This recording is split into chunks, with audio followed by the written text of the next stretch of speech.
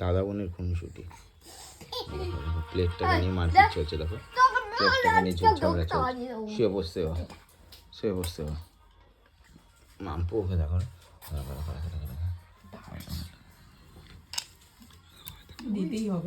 কি শুরু হয়েছে দুইটার মধ্যে, খুনসুটি চলছে দুটোর মধ্যে। দাদা বোন ঝুগড়ুটি চলছে, মারপিট ঝগড়া চলছে।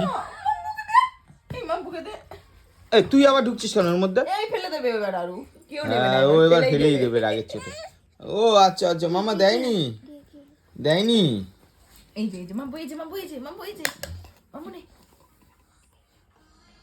আরে ফোনটা সাইলেন্ট করো। দেখো তো,